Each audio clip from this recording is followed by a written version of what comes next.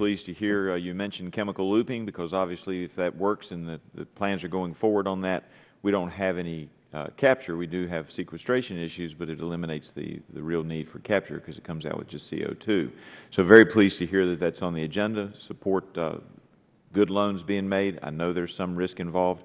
What I'm really concerned with is to make sure that we are following the laws as it was set up. This is the first time that we've been back, as Ms. DeGette pointed out, since we had a lot of hearings on the Solyndra issue. And I'm curious because at that time, the last time we had a meeting, the Inspector General's office indicated that investigations were still ongoing.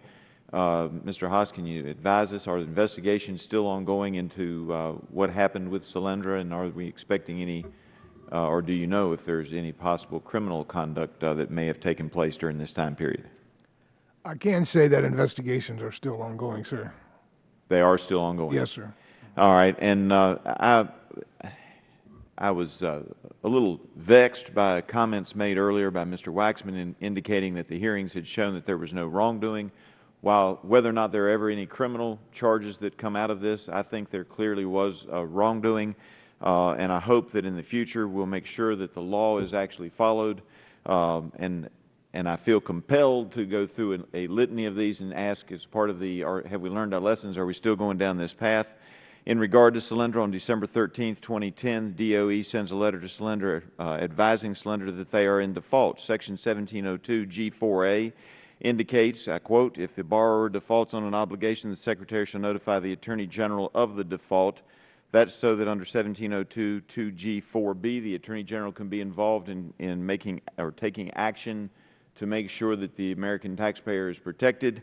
In the Solyndra situation, that was not done. If there are defaults, Mr. Davidson, are you all notifying the Attorney General so that the Attorney General's office can at least be a part of the team in trying to protect the American taxpayers when we try to collect on a loan that may default? If there is a default pursuant to the law and we have to get DOJ involved, we do. Okay, because that did not happen in the Solyndra situation, and they went on to do a subordination. Furthermore, in regard to subordination, Section 1702 D3 specifically says, quote, the obligation shall be subject, talking about the loan, the obligation shall be subject to the condition that the obligation is not subordinate to other financing.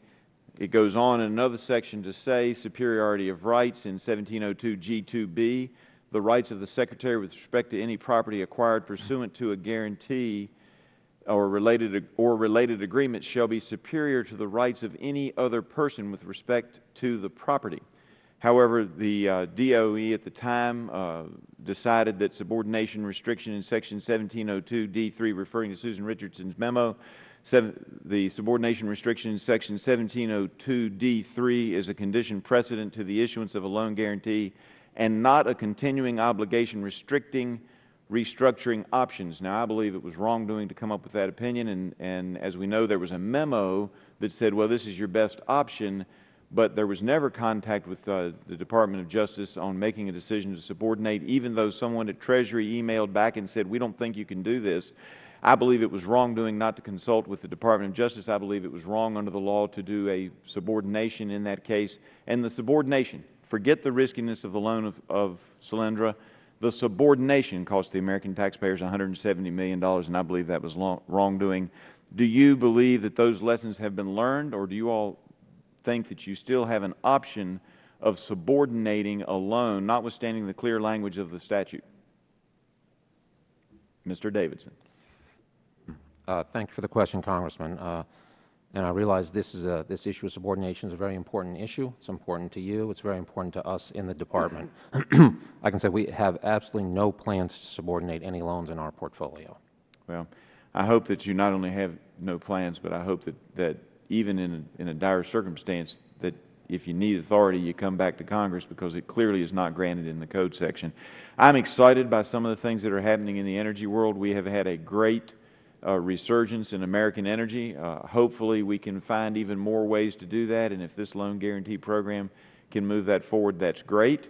I just want to make sure that we're following the law and that we are not, after having made a risky investment, and people can argue about whether that was wise or not, that when we find that somebody is in trouble, that we follow the law and we try to protect the American taxpayer at that point in time. Mr. Chairman, I appreciate it very much. I appreciate the witnesses being here, and I yield back.